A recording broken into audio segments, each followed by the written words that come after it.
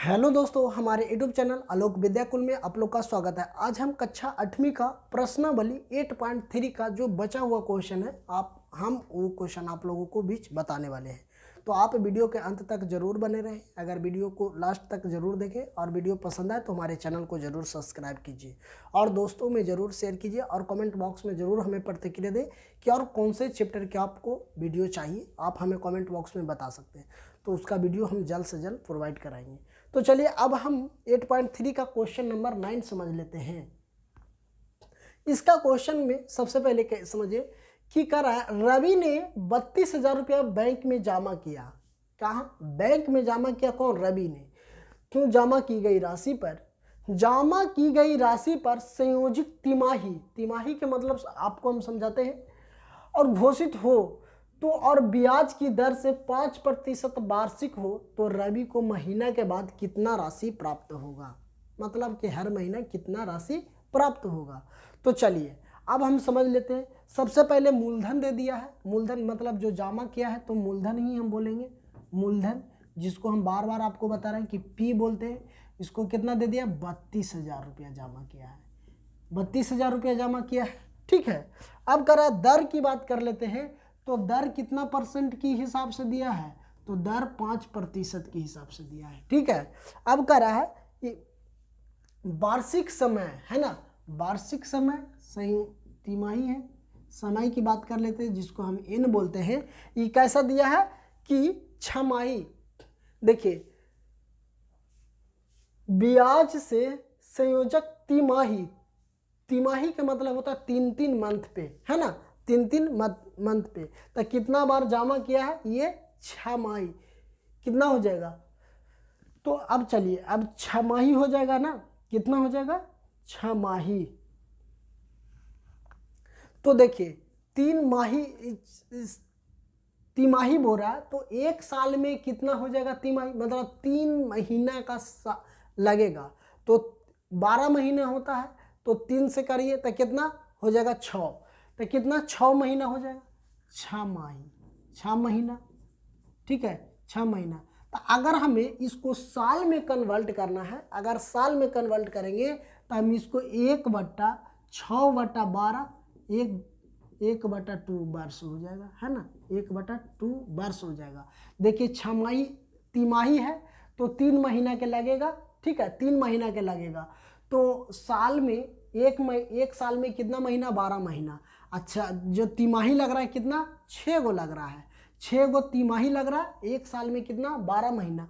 तो हम साल में बदलने के लिए 6/12 कर दिए तो 1/2 वर्ष हो गया।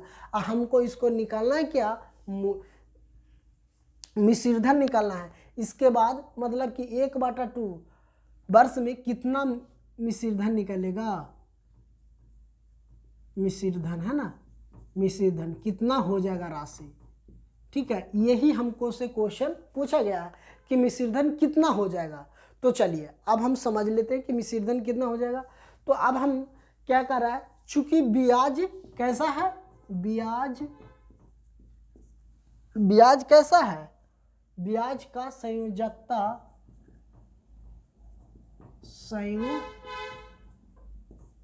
कैसा है? तिमाही है, तिमाही होता है, तिमाही होता है। ठीक है, जब जब ये पैसा जमा करा तिमाही। तो अब हमको दर बराबर भी निकाल लेना है ना। तो दर बराबर इसको भी हम तिमाही कर देंगे ना। तो देखिए अब हम दर बराबर यहाँ लिखते हैं, चूंकि दर बराबर होगा 5/4, काहे कि तिमाही हो रहा है ना। तो तिमाही में 1/4 हो जाएगा। और समय हमको कितना हो जाएगा? समय भी निकाल देते हैं। तो समय की बात कर लेते हैं। तो समय 1/2 गुने 4 कितना हो जाएगा? 2। मतलब समय कितना हो जाएगा? 2 साल, 2 वर्ष, है ना। समय कितना हो जाएगा? 2 वर्ष हो जाएगा ना। समय हो जाएगा 2 तिमाही हो जाएगा, सॉरी वर्ष नहीं, 2 तिमाही। हम पूरा को तिमाही में ही बदल रहे हैं। ठीक है, तिमाही में ही। तो इसलिए 4 से क्या कर दिए? भागा दे दिए हैं। ठीक है। तो चलिए अब हमको मिश्रधन निकालना है। मिश्रधन निकालना है तो A बराबर P × 1 + R/100 इंटू n होता है। ये फार्मूला होता है मिश्रित धन निकालने के लिए। तो अब हम निकाल देते हैं। तो देखिए ये हमको तो निकालना है, मूलधन हमको दे दिया है 32,000 रुपया, 32,000 रुपया दे दिया। 1 प्लस r का मान कितना है 1/4। अब बट्टा में 100 तो 1/100 से डायरेक्ट गुना कर दें, कोई दिक्कत नहीं, कर सकते हैं ना। तो हम इसको डायरेक्ट यहाँ पे कर देते हैं 100। n का मान हमको कितना 2 तिमाही दे दिया है, 2 तिमाही, तो 2 तिमाही ही रहने देते हैं।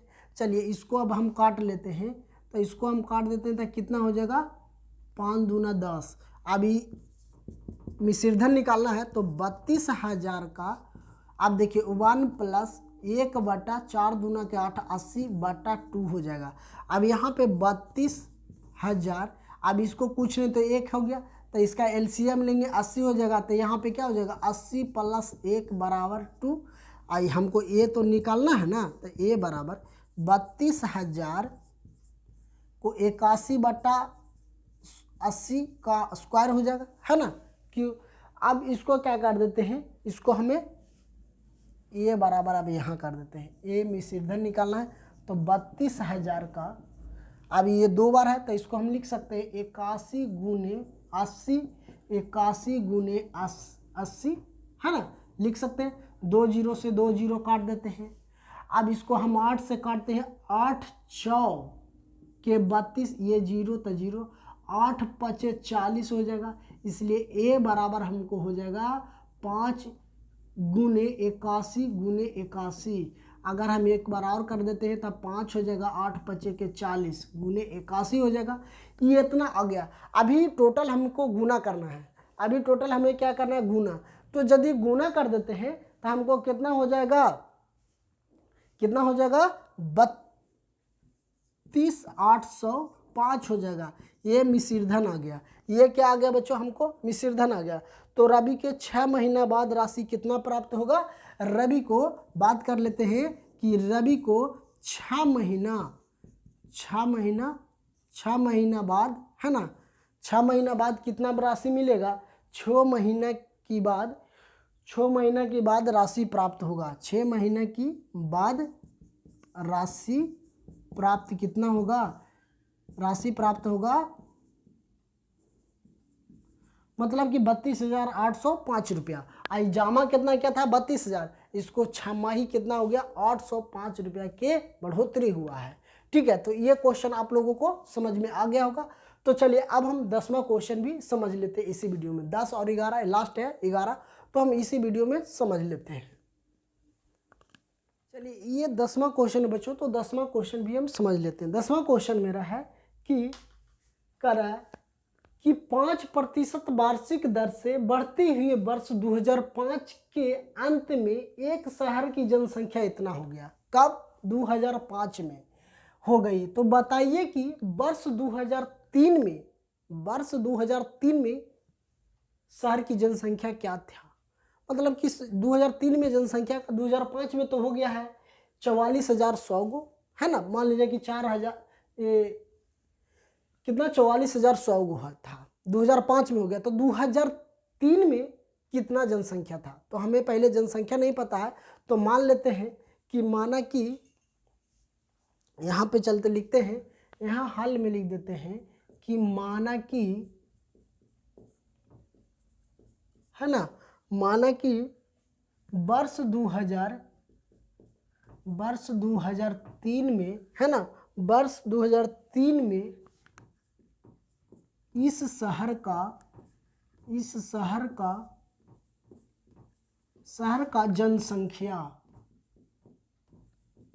जनसंख्या हमें नहीं पता है, तो इसको हम x मान लेते हैं। ठीक है, 2003 में जनसंख्या हमको नहीं पता है तो हम x मान लिए। निकालना है 2003 का, लेकिन 2005 में 44,100 व्यक्ति हो गया है। ठीक है, तो अब हमको निकालना है कि 2000, ठीक है, अब 5% की वार्षिक ब्याज की दर से बढ़ रहा है। ठीक है, तो अब हम 2005 के अंत में, है ना, 2005 के अंत में शहरों का जनसंख्या, शहर की है ना, लिख देते हैं शहर की जनसंख्या।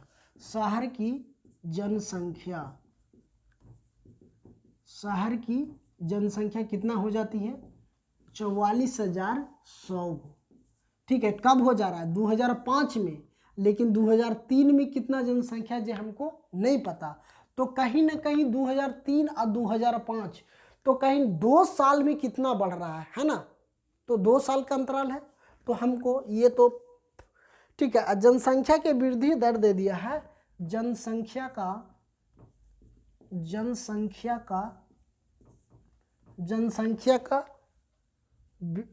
जनसंख्या के वृद्धि कितना है? वृद्धि की, है ना, वृद्धि वार्षिक दर कितना है? 5%। मतलब हर वर्ष कितना बढ़ रहा है? 5% के हिसाब से बढ़ रहा है। ठीक है, तो समय कितना लग रहा है? 2 साल में ना बढ़ा है, तो समय कहीं ना कहीं 2 वर्ष हो गया। अब कहिए 2 वर्ष का, 2003 से 2005 में इतना हो गया, लेकिन हमको 2003 के निकालना है। तो अब हमको 2003 को निकालना है, तो हम लिख देते हैं 2 वर्ष बाद जनसंख्या, है ना, 2 वर्ष बाद शहर की जनसंख्या, या तो जनसंख्या लिख देते हैं, जनसंख्या बराबर, है ना, बराबर 2003, क्या कर देते हैं? 2003 में शहरों की जनसंख्या, 2003 में शहरों की जनसंख्या। देखिए 2 वर्ष बाद जनसंख्या, आज 2003 में शहरों की जनसंख्या की बात किया गया है ना। तो चलिए अब हम निकाल देते हैं कि हमको इतना टोटल जनसंख्या हमको पता है। टोटल मतलब कि टोटल हमें पता है, टोटल जनसंख्या कितना है? 44,100 गो। हमको वर्तमान मतलब कि अभी 2003 को नहीं पता, तो 1 मान लिए, तो 1 + r/100 कर देते हैं, इंटू n कर देते हैं। ठीक है, n कर दिए कि कितना, अब टोटल हमको कितना है? 44,000। अगर मान लीजिए इसको समझा देते हैं, 1 + दर का मान कितना? 5%, अब बट्टा में 100 है तो 100 n। अगर मान लिया जाए कि 5% वार्षिक ब्याज की दर से 2005 में आपको किसी के यहाँ से कितना पैसा कर्जा लिए नहीं पता, लेकिन हो गया हमको 44,100 रुपया। ठीक है, कितना कर्जा लिए हमें भूल गए, लेकिन ये पता चला ये अमाउंट मतलब मिश्रित धन ब्याज प्लस मूलधन हमको पता इतना। तो कह रहा है कि वर्ष 2003 में इस शहर की कितना पैसा 2 साल में हो जाएगा। अब एक तरह से मान लीजिए कि चक्रवृद्धि के ब्याज पे ही चलते हैं, तो मान लीजिए किसी के यहाँ से कर्जा लिए 44,000 रुपया, 100 रुपया, हमको 2 साल हो गया, 3 में लिए, 5 में जाके इतना पैसा हो गया, तो हमको 2 साल हो गया। अब दर दे दिया 5%, तो हमको 2003 में कितना पैसा लिए ये ही नहीं पता है, तो उसी को तो निकालना है। तो अगर बाई चांस मान ले जाए कि इसमें क्वेश्चन जनसंख्या की बात क्या है, तो 44,000 पूरा टोटल हो गया जनसंख्या 2005 में, तो 2003 में कितना जनसंख्या था वही निकाल रहे हैं। तो मिश्रित धन मूलधन दोनों में अगर कंपैरिजन करते हैं, तो अगर मान लीजिए किसी के यहाँ से कर्जा लिए था, ब्याज हो सूद मतलब ब्याज प्लस मूलधन दोनों मिला के इतना हो गया, तो जनसंख्या मान लिया जाए कि 2005 में इतना हो गया, तो मूलधन इसको कोई दिक्कत नहीं, समझ गए। तो अब चलिए, अब यहाँ से क्या कर देते हैं, इसको हम काट देते हैं, तो 20 बार में कट रहा है, तो हमको 44,100 बराबर x मान लिया जाए। अब इसके नीचे कुछ नहीं था, हम इसको लिख सकते हैं 1 + 1/20 लिख सकते हैं, इंटू n लिख देंगे। तो आप देखिए 44,100 बराबर 1 हो जाएगा। अब इसके नीचे कुछ नहीं था, इसको हम एलसीएम ले लेंगे तो 20 हो जाएगा। तो 1 से 20 में भागा देंगे तो कितना हो जाएगा? 20। अब 20 से 1 में गुना करेंगे तो 20 हो जाएगा, +1 इंटू n हो जाएगा। अब इसलिए यहाँ लिख सकते हैं 44,100 बराबर x। अब इसको जोड़ देंगे तो 21/20 का स्क्वायर हो जाएगा। चलिए अब यहाँ कर लेते हैं, तो यहाँ 44 × 100 बराबर x। अब इसको हम लिख सकते हैं गुना 21 × 20, यहाँ लिख सकते हैं 21 × 20, का कि इस पे पावर 2 है तो हम 2 बार लिख दें ये देखिए 2 जीरो से 2 जीरो यहाँ कैंसिल हो जाएगा जी। अब देखिए बच गया कितना हमको, ये 4421 बराबर 1 गुने, इसको गुना कर देते हैं। 21 21 से गुना करेंगे तो कितना हो जाएगा 21, ई हो जाएगा 2, ई हो जाएगा 2। कहीं ना कहीं हमको 2 दूना 4 होगा, सॉरी 4 होगा, तो ये 4 4 मतलब 141, 100 यहाँ पे लिख सकते हैं 441 बटा 2 दूना के 4 हो जाएगा, 2 गुना 4। तो ऐसे देखिए यहाँ सॉरी यहाँ 100 हो जाएगा, ठीक है। तो अब देखिए ये से ये तो कट जाएगा, कितना, ये से ये कट जाएगा। अब हमको वो तो कट जाएगा, तो चलिए अब हम क्या कर देते हैं कि कट जाएगा ना, तो अब इसको ऐसे भी कर सकते हैं। देखिए नहीं, यहाँ पे मान ले जाए 41,400 है ना, तो अब 21 आ गया ना, तो 21 को हम कैसे करेंगे, तो देखिए ये 1 से बराबर निकालना है ना, तो 1 से बराबर है, ये बटा में है, सॉरी यहाँ बराबर में नहीं ना कट पाएगा, हम गलती कर दिए 0। तो देखिए 1 से बराबर ऐसे लिख सकते हैं, 1 से बराबर ये कितना हो जाएगा, इतना 0, ये 20 हो जाएगा, 20 गुने 20, ये गुना ई बटा में चलाएगा 21 गुना 21, तो ई कितना बार में कट जाएगा, 100 बार में कट जाएगा, 100 बार में ये कट जाएगा, इसलिए 1 से बराबर हमको हो जाएगा 100 गुना 20 बराबर 20, है ना। अब इसको टोटल को गुना कर दीजिए, तो 2 दूना 4, मतलब कि 1 से बराबर हमको हो जाएगा 40,000 जनसंख्या, है ना। कितना हो जाएगा 40,000 जनसंख्या, 4,000 जनसंख्या हो जाएगा। कितना हो जाएगा बच्चों, जनसंख्या हमको 4,000 हो जाएगा। मतलब 2003 की बात कर लेते हैं, 2003 में 4,000 जनसंख्या हो जाएगा, 4,000 जनसंख्या हो गया। देखिए क्वेश्चन अगर नहीं समझ में आया होगा तो देखिए हम बताते हैं।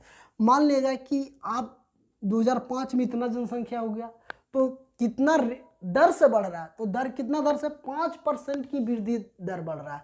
तो 5 देखिए 2005 और 3 में कितना जनसंख्या था नहीं बता, 3 को अगर कोई ने कहीं ना कहीं 2003 में 4,000 जनसंख्या था, तब ना जाकर 2005 में बढ़ के हो गया कितना 4100 और बढ़ गया, ठीक है 4100 और बढ़ गया।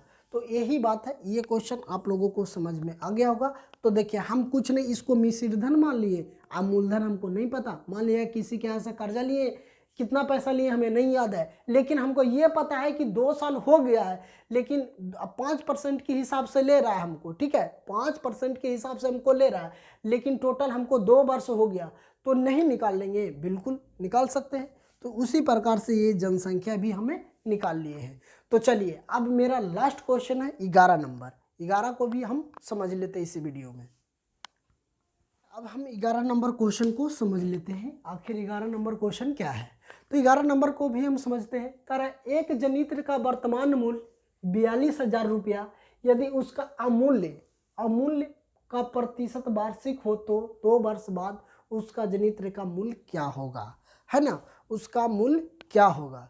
तो कहीं ना कहीं आपको अमूल्य का रेट दे दिया है 5%, है ना, कितना 5% दे दिया है, यहाँ पे लिखाया नहीं है, अमूल्य कितना 5% है, ठीक है 5% है, 2 वर्ष बाद पूछ रहा है। तो चलिए अब हम निकाल सकते हैं। सबसे पहले जनित्र का वर्तमान मूल्य पता कर लेते हैं, जनित्र का वर्तमान मूल्य पता करते हैं। जनित्र का वर्तमान मूल्य, वर्तमान मूल्य कहने का मतलब कोई जो दिया हुआ है, तो वर्तमान मूल्य हमको कितना दिया हुआ है, वर्तमान मूल्य हमको दे दिया गया है 42,000 रुपया, ठीक है, तो हम यहाँ 42,000 लिख दिए। अब कह रहा है अमूल्य, जो अमूल्य है, अमूल्यन है, उसको कितना 5% की दर से दे दिया है, कितना 5% वार्षिक है, क्या है वार्षिक है, तो यहाँ हम लिख देते हैं वार्षिक। और समय की बात कर लेते हैं, तो समय हमको कितना दे दिया है, समय की बात कर लेते हैं तो n बराबर हमको 2 वर्ष दे दिया है ना, 2 साल दिया है। तो कह रहा है जनित्र का वर्तमान मूल्य ज्ञात कीजिए, उसका मूल्य क्या होगा। तो चलिए 2 वर्ष बाद जनित्र का मूल्य का हम लिख देते हैं, यहाँ लिखते हैं 2 वर्ष बाद 2 वर्ष बाद, है ना, लिख सकते हैं 2 वर्ष बाद जनित्र का मूल,